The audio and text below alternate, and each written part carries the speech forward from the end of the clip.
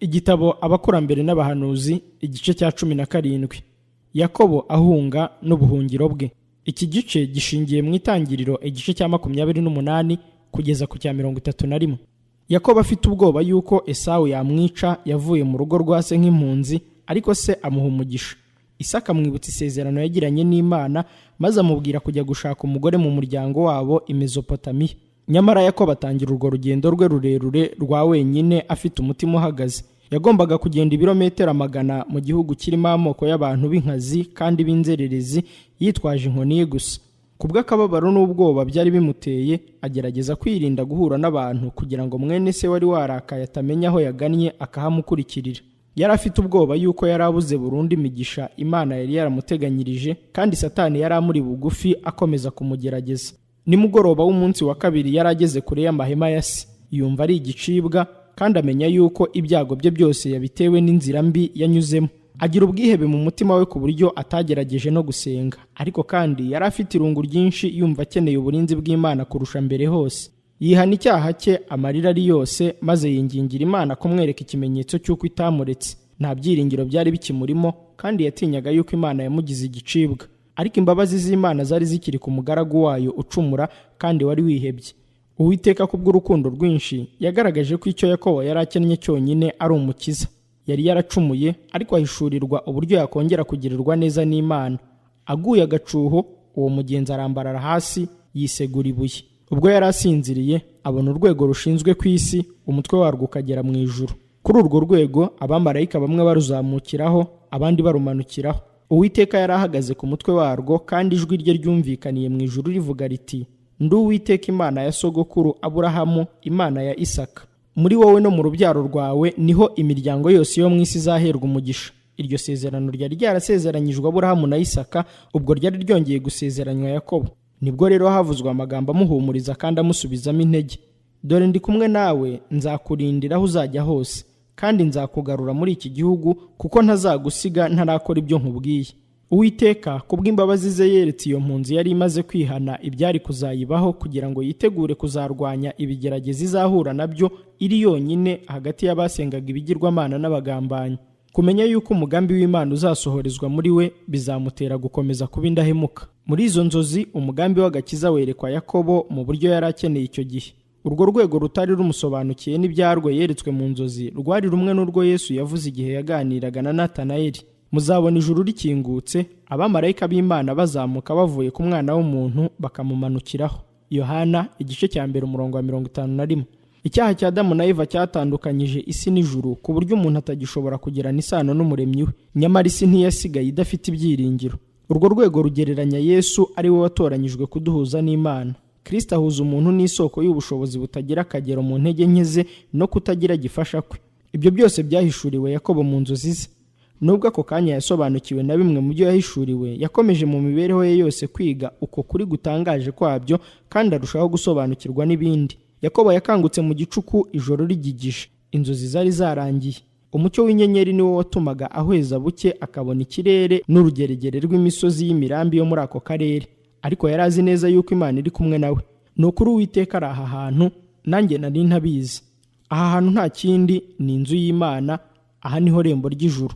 Yakobo azinduka kare, yenda ibuye yiseguye, ararishinga ngo ribe inkingi, arisukaho amavuta ya elayo. Aho hantu ahita Beteli, cyangwa inzu y'Imana. Noneho ahiga umuhigo ati: Imana nibana nanjye ikandindira muri uru rugendo ngenda, ikajya impa ibyo kurya n'ibyo kwambara, nkazagaruka kwa data amahoro, Uwiteka azaba Imana yanjye, n'iribuye nshinze nk'inkingi izaba inzu y'Imana, kandi ku byo uzajya umpa byose sinzabura kuguha kimwe mu 10. Yakobo ntiyaharaniraga guhana ibihe n'Imana. Uwiteka yari yaramusezeranyije ihirwe kera, kandi uwo muhigo waturukaga mu mutima wuzuye ishimwe ry'imbabazi z'Imana yamugiriye. Yakobo yumvaga yuko ubufasha bw'umwihariko bw'imbabazi z'Imana bugomba inyiturano. Umukristo akwiriye guhora yibuka kandi agashimira ibintu byinshi bikomeye Imana yagiye imugirira. Igihe imweretse inzira nyinshi kandi we yabonaga ari mu icuraburindi no kumererwa nabi, ikamuhumuriza acogoye, igihe abonye imigisha itagira uko ingana, akwiriye kwibaza ati: ibyiza Uwiteka yangiriye byose nabimwitura iki? Zaburi 116 umurongo wa 12. Iyo tugiriwe ineza y'umwihariko cyangwa tukagirirwa indi neza tutari twiteze, tuba dukwiriye gushimisha Imana ubuntu bwayo itugirira, impano cyangwa amaturo kubw'umurimo wayo. nk'uko duhora tubona imigisha y'Imana yo guhabwa, ni nako dukwiriye guhora dutanga. Yakobo aravuga ati, ku byo uzajya umpa byose sinzabura kuguha 1/10. Mbese twebwe abafite umucyo wuzuye w'ubutumwa bwiza tuzashimishwa no guha Imana bike kurusha abatangaga kera? Mbese uko duhabwa imigisha siko n'ibyo dukwiriye gutanga bikwiriye gusumbaho? Nyamara mbega ukuntu ari ubwenge buke kubarisha amategeko y'imibare, igihe, amafaranga n'urukundo tukabigereranya n'urukundo rutagira akagero n'impano tudashobora kwiyumvisha agaciro kayo uko kangana. Mbega 10 tuzanira Kristo! Mbega ubusabusa buteye isoni twitura iby'agaciro kenshi! Ku musaraba w'i Karuvari niho Kristo aduhamagarira kumuha ibyo dufite byose, natwe tukamwiyegurira uko tumeze kose. Amaze kuvugurura kwizera kwe kandi yeretswe neza yuko ari kumwe n'abamarayika bo mu ijuru, Yakobo akomeza urugendo rwe ajya mu gihugu cy'abanyaburasirazuba. Mbega urugendo rwe ngo ruratandukana n'urw'umugaragu wa Aburahamu nawe wagiyeyo hafi imyaka 100 yari ishize. Uwo mugaragu we yari agiye afite abamuherekeje benshi, bagendera ku ngamiya, bafite amaturo y'agaciro kenshi y'izahabu n'ifeza, ariko uwo muhungu we nta wari umuherekeje. Ibirenge bye byari byabyimbye kubw'urugendo, kandi uretse inkoni ye nta kindi yari afite. Nk'uko umugaragu wa Aburahamu yabigenje, Yakobo nawe yaruhukiye ku iriba, kandi niho yahuriye na Rasheli, umukobwa muto wa Labani. Ababwiye yuko ari mwene wabo, baramwishimira bamujyana kwa Labani. Nyuma y'ibyumweru bike babona yuko ari umukozi kandi w'umuhanga, hanyuma bamusaba kugumana nabo. Banavugana yuko azatendera Labani imyaka 7 kugira ngo amushyingire Rasheli.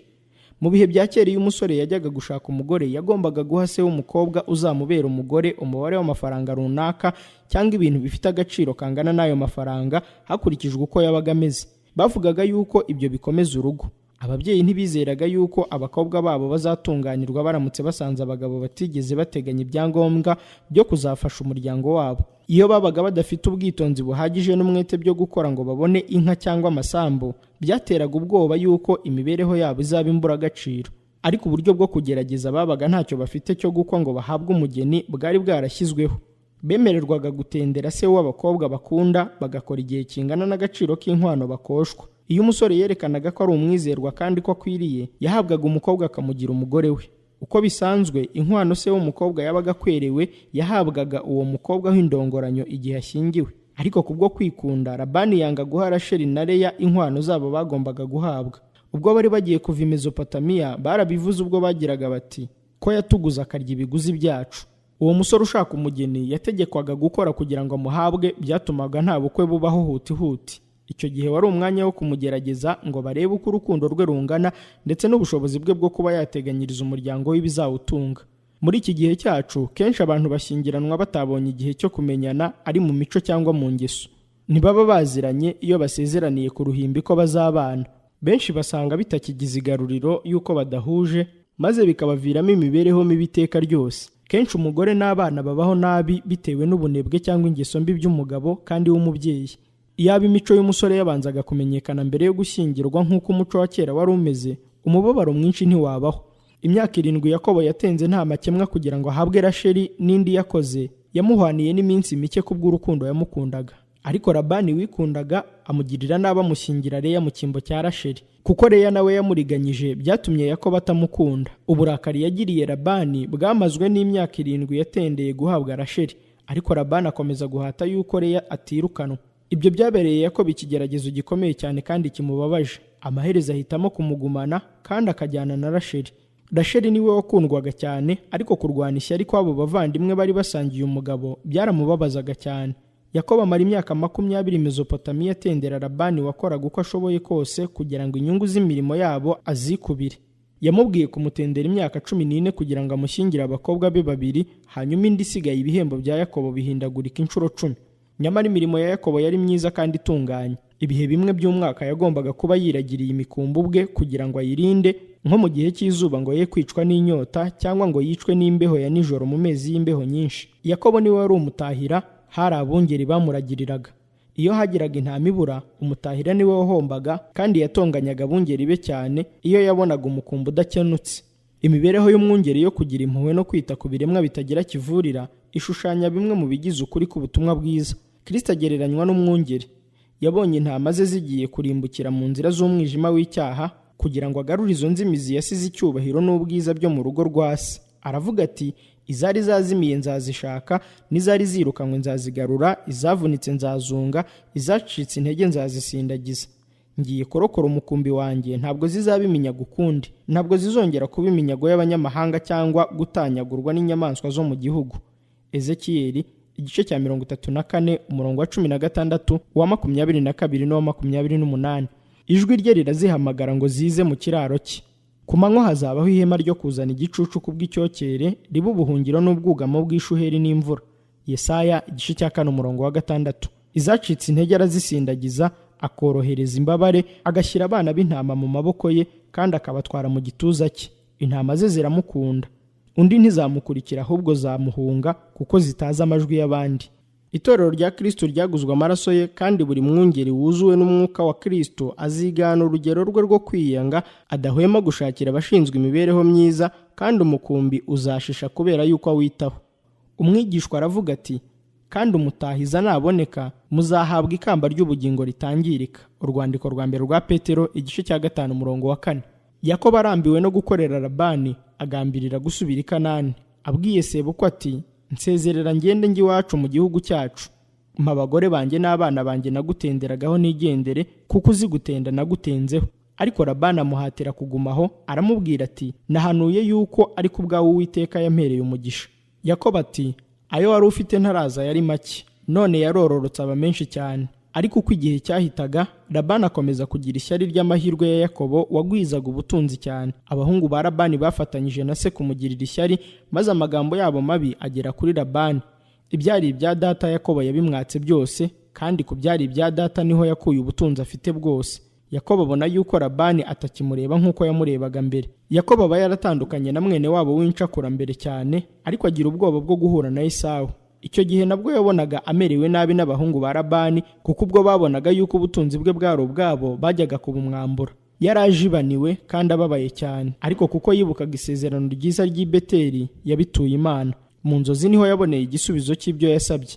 Haguruka uve muri iki gihugu, usubire mu gihugu wavukiyemo. Imikumbi n'amashyo bikoranywa vuba vuba, maze abishyira imbere n'abagore be n'abana be n'abagaragu be. Yakobo yambuka uruzi rwa Ufurate agana i Galeyadi ku ngabano z'i Kanani. Labani aherako arabakurikira, abageraho bamaze iminsi 7 mu rugendo. Yari afite uburakari bwinshi, kandi yari afite umugambi wo kubagarura ku mbaraga. Izo mpunzi zari mu kaga gakomeye. Imana ubwayo niyo yarinze umugaragu wayo. Nabasha kugira icyo mbatwara, ariko Imana ya so yambwiye iri joro ryakeye iti, wirinde ntugire icyo ubwira Yakobo ari icyiza cyangwa ari ikibi. Ibyo yabivuze yerekana yuko atari ngombwa kumugarura ku mbaraga cyangwa kumuhendahenda. Labani yari yaragumanye inkwano z'abakobwa be. Yariganyaga Yakobo kandi akanamubwira nabi. Ariko icyo gihe yamutonganyaga amuhora yuko yagiye adasezeye, bigatuma Labani atagira ibirori ndetse ngo asezere ku bakobwa be no ku bana babo. Yakobo amusubiza amweruriye ubwiko no kwikubira bya Labani, kandi amusaba kumubera umugabo wabonye neza uburyo yari umwizerwa kandi w'umunyakuri. Iyaba Imana ya data, Imana ya Aburahamu, iyo Isaka yubaha itabanye nanjye, ntuba warabuze kunsezerera nkagenda amaramasa. Imana yabonye kugirirwa nabi kwanjye n'umuruho w'amaboko yanjye, iri joro ryakeye iragukangara. Labani ntiyajyaga kubihakana, ahubwo noneho asaba yuko bagirana isezerano ryo kutazagirirana nabi.